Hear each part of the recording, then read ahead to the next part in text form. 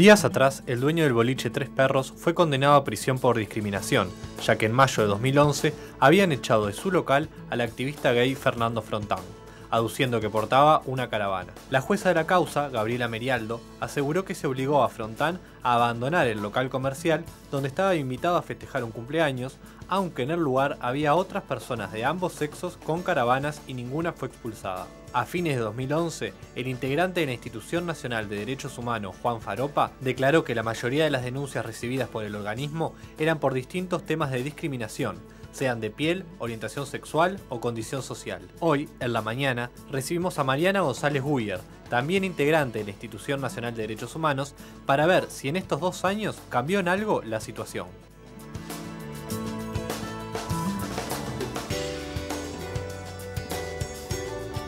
Voy a arrancar haciendo un mea culpa porque en la promo y en el anuncio yo decía que nombraba el Instituto de Derechos Humanos y en realidad es institución.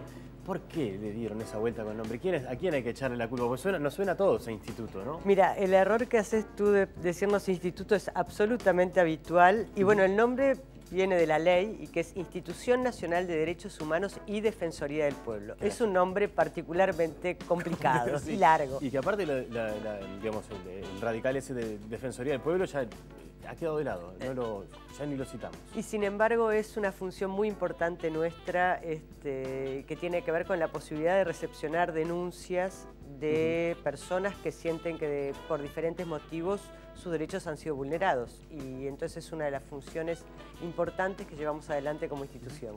Bueno, justamente una de las formas en que la gente se siente vulnerada, es cuando se siente víctima de discriminación.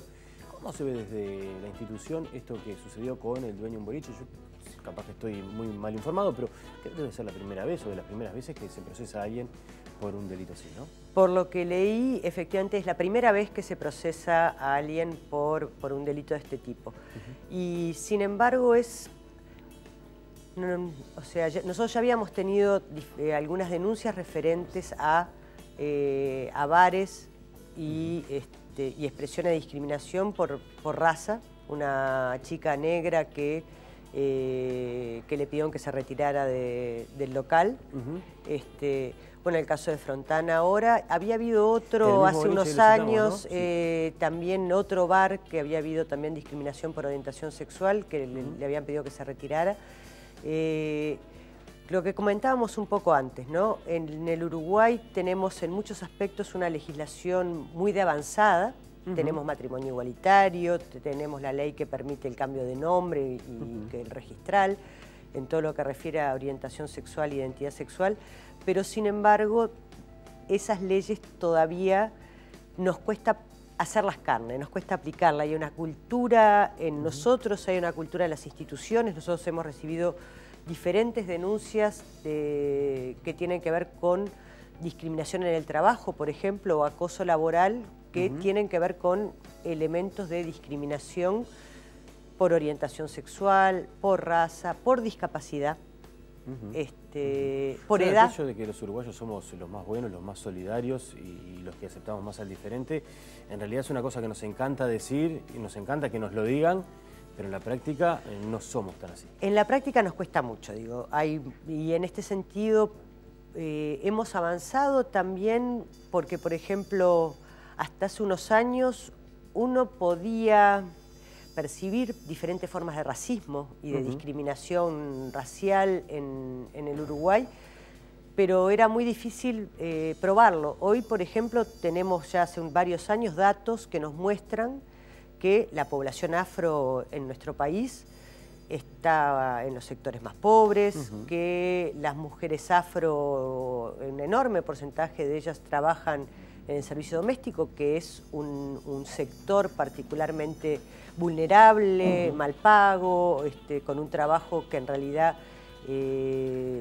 erróneamente se menosprecia, pues es un trabajo fundamental, el trabajo que tiene que ver con lo doméstico y lo reproductivo. Sí, en muchos casos ni siquiera se cumple con los derechos laborales, ¿no? Se viene haciendo un esfuerzo y creo que es algo que se va regularizando, pero todavía siguen un porcentaje muy alto trabajando en negro, sin sus derechos correspondientes a licencias. Empleadas domésticas y trabajadoras rurales son como sectores que recientemente han ingresado en lo que tiene que ver con todos los derechos laborales, pero todavía hay una parte Son que de los sigue... más abusados. Exactamente, hay una parte que sigue estando al margen de esos derechos. Entonces, como te decía antes, tener leyes no es poca cosa, ¿eh? Nosotros tenemos una ley para prevenir toda forma de racismo, xenofobia y discriminación.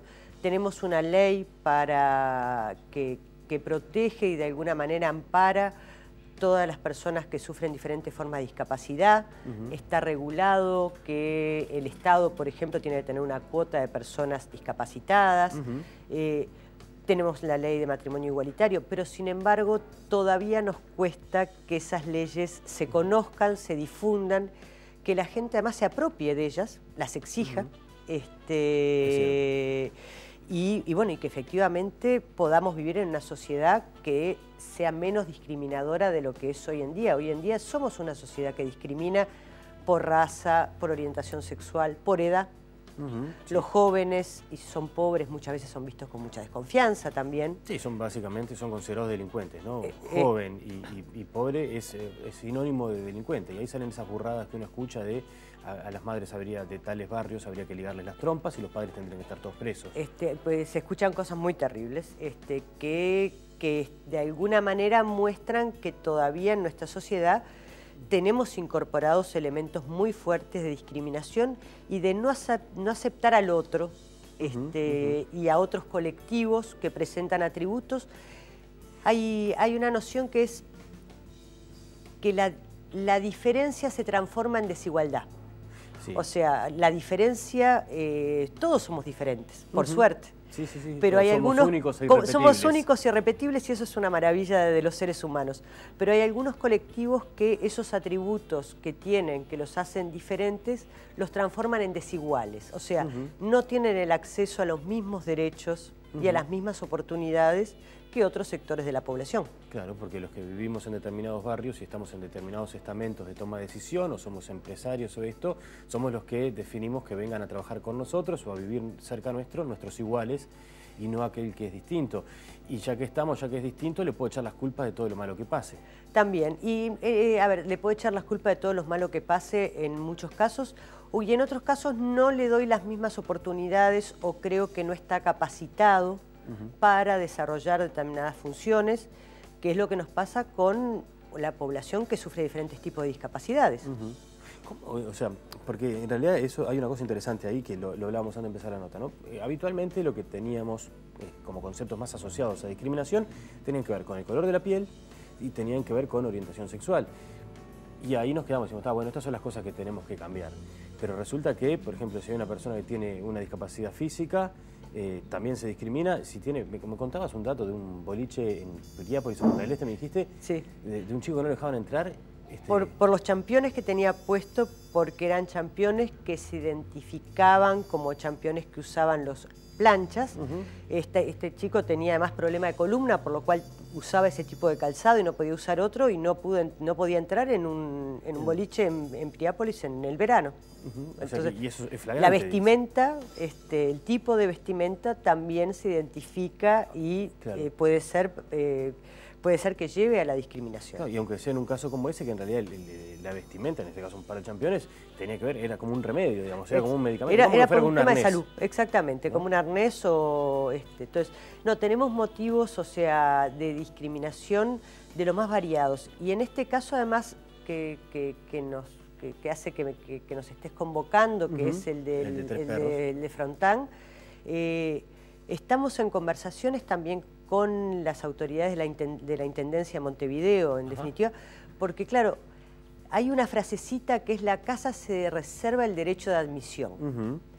Y eso abre la puerta a cualquier criterio. A cualquier criterio, exactamente. Entonces, bueno, ¿cómo regular efectivamente que ese derecho de admisión tenga algunos límites? Claro, y que no tenga una arbitrariedad que violenta otros derechos.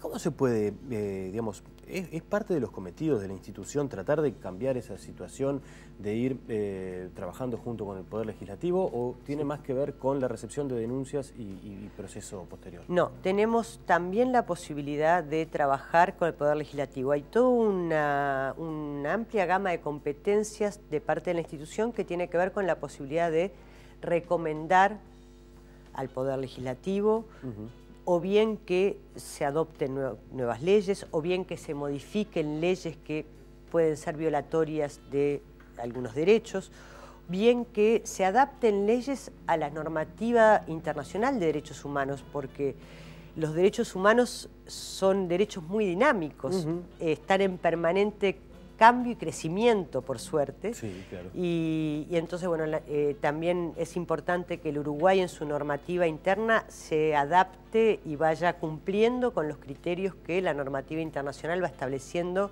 respecto a los derechos de las personas. Bien, Mariana, te quiero hacer una última pregunta. Te voy a cambiar de tema un segundo, pero porque ahora estaba también haciendo un ejercicio de memoria y tiene que ver un poco con lo que veníamos hablando. Los otros días hubo un hecho trágico vinculado a un accionar policial en el barrio Santa Catarina, sí, que en algún punto yo creo que se puede emparentar con una discriminación por zona de donde se vive y hasta por nivel económico y demás, ¿no?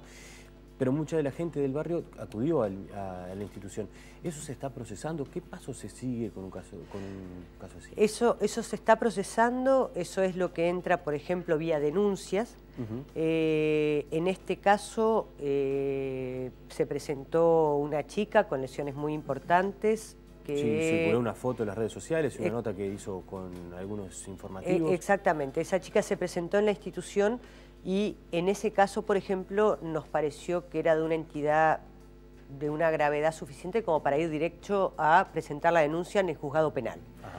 En otros casos lo que hacemos con las denuncias, de este tipo de denuncias de presuntos abusos policiales, es pedir información, dar conocimiento al Ministerio del Interior, pedir información, pedir investigaciones. Y bueno, en definitiva, en muchos casos que hemos presentado denuncias, que hemos pedido información, etcétera, no sé si te acordás, en Santa Catalina el caso de los abusos policiales empezó antes, las denuncias. Sí, 2 o 3 meses antes. Exactamente, bueno, ahí actuó la institución en función de denuncias recibidas, se solicitó información al Ministerio del Interior, etcétera, y efectivamente el ministro salió a reconocer públicamente en ese momento que había habido abusos, se estaba separando a algunas personas del cargo, etcétera.